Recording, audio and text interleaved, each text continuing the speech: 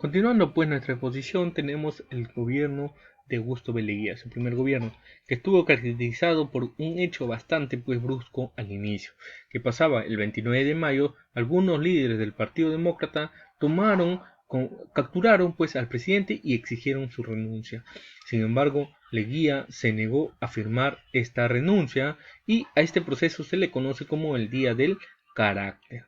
También pues promulga la ley de accidente de trabajo, donde establecía pues que si un trabajador se accidentaba en el trabajo, quien debía asumir los gastos debería ser el jefe de la empresa.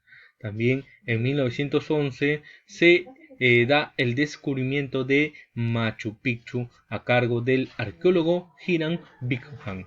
También pues tenemos que se da pues los operarios de la fábrica de tejidos de Vitarte declararon la huelga a principios de abril de 1911, ¿no? A esta huelga se le conoce como la primera gran huelga porque estuvieron respaldados por todos los obreros de la capital. En 1911, el 26 de mayo, se forma la Unión Obrera Textil de Vitarte. Posteriormente será el Sindicato de Trabajadores de Tejidos Vitarte. En 1912 se da pues la huelga de motoristas y conductores del tranvía eléctrico. Se da unos acontecimientos también como el hecho de Juan Bieloguzzi, quien improvisó un campo de vuelo en el hipódromo de Santa Beatriz, donde voló por primera vez en enero de 1911. En el Valle de Chicama también se produce una huelga por la llegada de empleados de nacionalidad alemana. En el aspecto externo del gobierno de Leguía tenemos unos acontecimientos bastante importantes. Con Chile, ejemplo, pues se da unas, una cuestión bastante brusca por el proceso de chilenización, ¿no?, que realizaba en los territorios de Tacna y Arica, ¿no?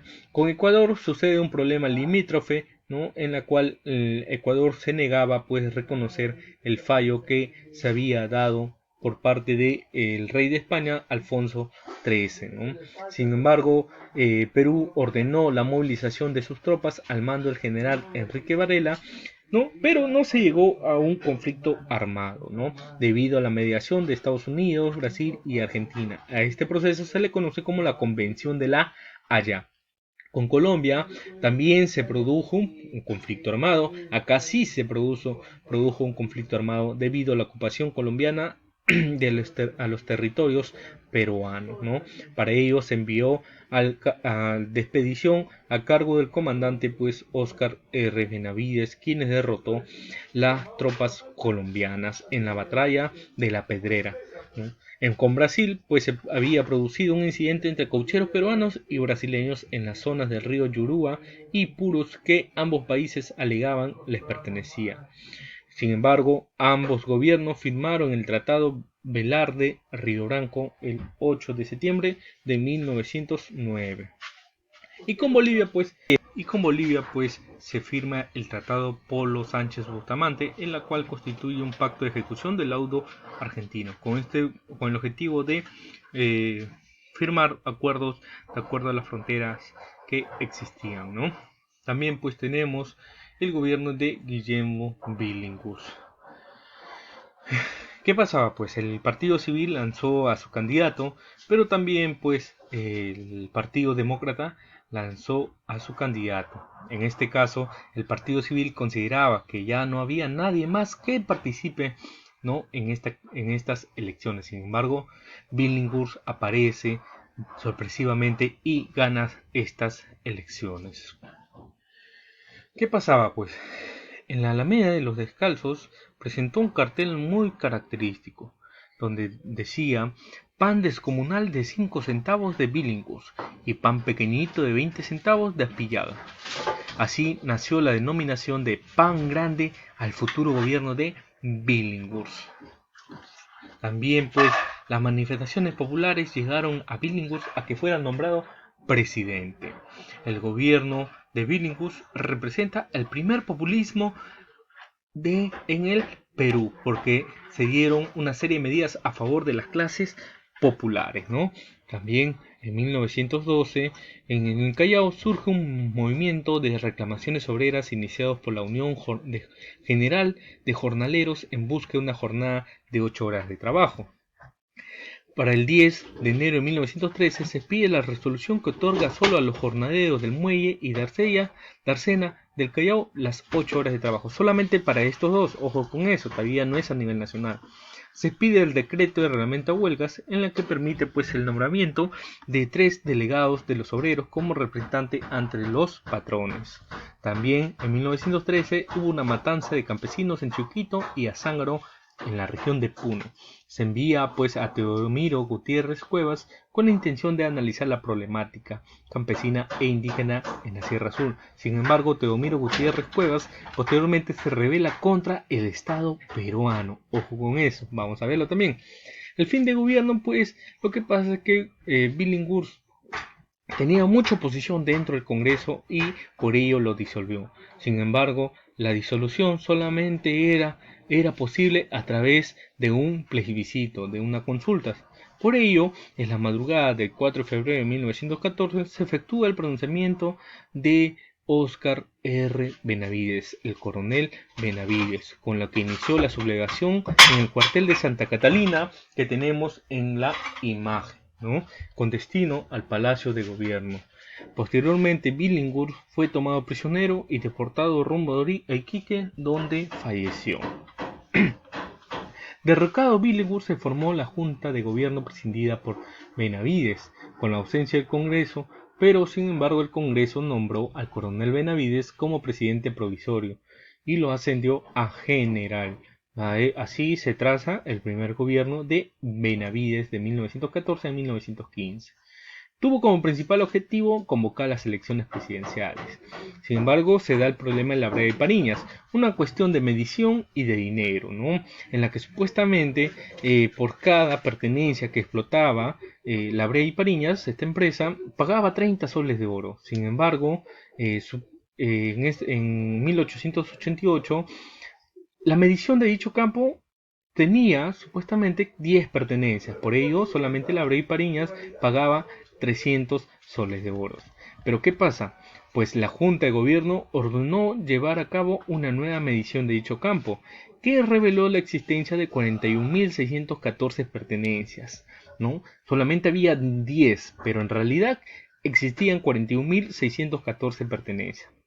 De esta manera, pues, el gobierno ordenó a dicha empresa realizar el pago de 1.248.420 soles en vez de 300 soles que hasta entonces había abonado. Nuestro país también enfrentó una situación económica muy difícil por el estallido de la Primera Guerra Mundial. Se da el descenso de exportaciones, se ordenó la acuñación de moneda de cobre y plata, la moneda feble, la emisión de cheques circulares, que no era otra cosa que el desplazamiento o el surgimiento de las monedas papel, como se conoce hoy los 20, 10, 50, 100, 200 soles, ¿no? Y el fin de gobierno pues se da con la convocatoria pues de elecciones, ¿no? Sin embargo, se buscó una armonía nacional en la que participaban pues los siguientes partidos políticos. Teníamos al Partido Constitucional, el Partido Civil, el Partido Liberal y el Partido Demócrata, quienes acordaron pues convocar a las elecciones. Sin embargo, se promovió como candidato de esta alianza a José Pardo Barrera, ¿no? Y así surge el segundo gobierno de José Pardo Barrera, quien en realidad pues estuvo marcada por el desarrollo de la Primera Guerra Mundial y las luchas de los obreros por las reivindicaciones laborales, ¿no? En 1915 suprime el reconocimiento de la Iglesia Católica como religión del Estado y promueve la libertad de cultos.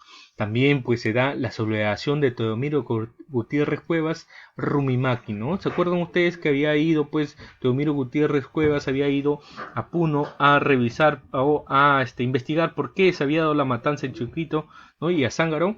Pues él se quedó ahí, conoce la realidad del indígena y también lucha con ellos contra el Estado, contra el abuso de los gamonales, ¿no? También se reglamenta el trabajo de los indígenas en la que tenían que pagar en dinero a los indígenas, se produjo también el rompimiento de relaciones diplomáticas con Alemania, se da el aumento de valor de productos nacionales de exportación como el algodón, petróleo, cobre, también pues se da la huelga de empleados de la Biblioteca Nacional, telegrafistas, motoristas, también en Talara, en Negritos, en Lobitos, entre otros, ¿no? También establece por ley el 23 de noviembre de 1918 se había reglamentado el trabajo de mujeres y menores que de cierta manera pues eran materia de abusos por parte de los empresarios. Luego, por otra ley, el 26 de diciembre del mismo año prohibió el trabajo en los días domingos, festivos, en día de elecciones, entre otros, ¿no? También se reinicia la lucha por la jornada de las 8 horas produciéndose un paro general en Lima y Callao. Generó enfrentamiento entre policías y obreros. Sin embargo, esta conquista social se obtuvo después de 3 semanas de anormalidad en la que desde fines de diciembre de 1918 se fueron sucediendo varias huelgas parciales en demanda de la jornada de 8 horas de trabajo. El fin de gobierno se da pues que desde 1918 se había propuesto la candidatura de Augusto B. Leguía con el apoyo de estudiantes, empleados, militares, artesanos y obreros, mientras que el Partido Civil volvió a presentar a Antero Aspillaga, ¿no? Nuevamente volvió a perder, pues cuando Leguía retornó a Lima en febrero de 1919 fue considerado el candidato del anticivilismo, ¿no? Por eso, a pesar de salir victorioso en los escrutinios, no esperó el cómputo final y dio un golpe de Estado, el 4 de julio de 1919, contra el presidente José Pardo Ibarrera, ¿no? Y así se establece el gobierno de Augusto B. Leguía, conocido como el Oncenio. Y eso va a ser la clase de la siguiente sesión de Historia del Perú.